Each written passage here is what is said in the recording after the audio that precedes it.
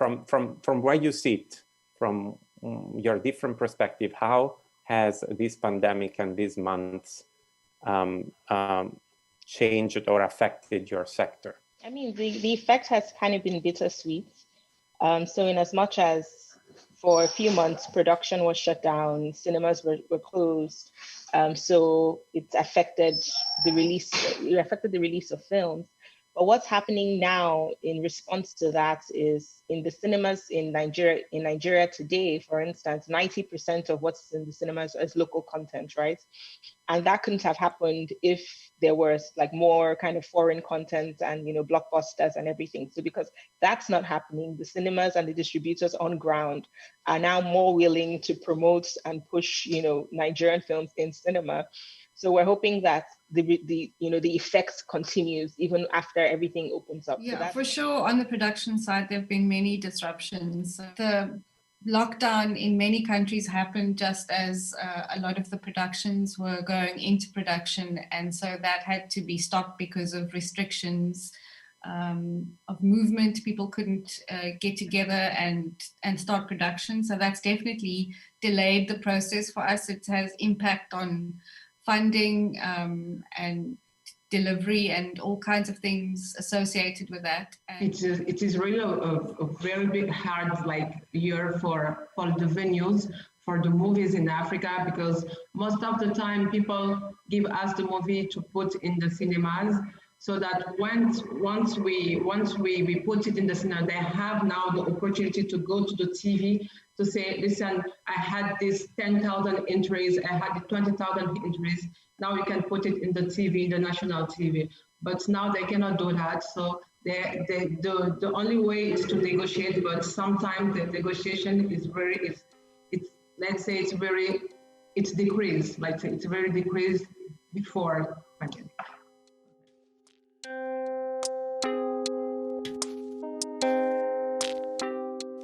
For me, I think this pandemic has actually been somewhat beneficial for our online platform AfriDocs, because it's forced people to search for content online, whereas before they were able to go to cinemas and festivals in person. They have to resort to looking for content online, and I think that's encouraged people to search wider than they normally would have. Well, we had to cancel the festival this year, but in light of promoting African cinema, what has happened is people are going online now and they're more open to non-Nigerian films, so because of Netflix, because of online watching. So what we've been trying to do with the festival is to expand the audience for African cinema. But now the streamers and the online are helping us do that, right? So they're watching things from South Africa, they're open to subtitled and from across the continent. They're having conversations on this kind of Pan-African films and series. So it's helping to expand the audience as well.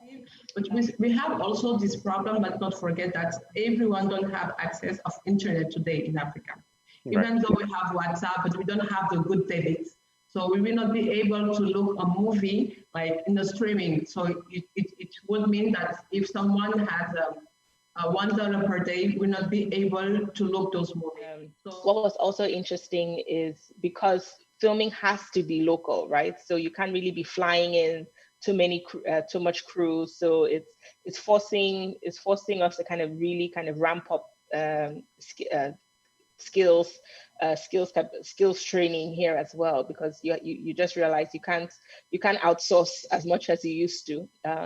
So that's also going to happen. So a lot has happened, I think, in the past few months. So it's now if we're able to take the learnings from this to grow the industry in the years to come.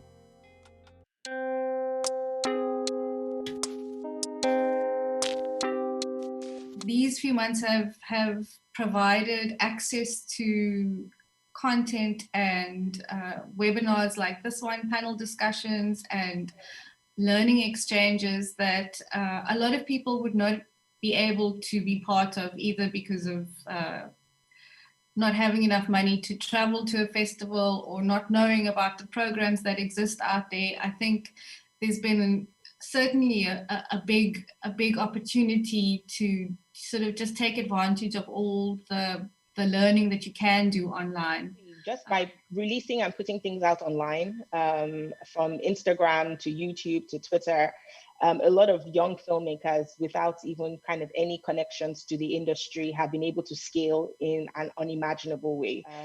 And the way content is working nowadays is like you can start in one format and end up in another format, right? So you can start in a podcast and end up as a film. You can start in with a short docu and end up as a docu series, you know. So there's just so many ways to think about how to push out content now. So if you're young, there's really like there's no excuse in terms of like, you know, I have to know this person, or I have to be connected to this person, or I have to go through a festival. True. Thank you again for being connected with us this morning, for bearing with all these months of invitation changes, rechanges, and finally get to have had the at least virtual opportunity to meet, share the festival in this format. I hope that from next year we can go back to some type of in-person meeting so we can all enjoy the human touch too. Thanks Khadidia, Theresa, Chioma for being with us again. Thank you so much for having me. Thanks for having us.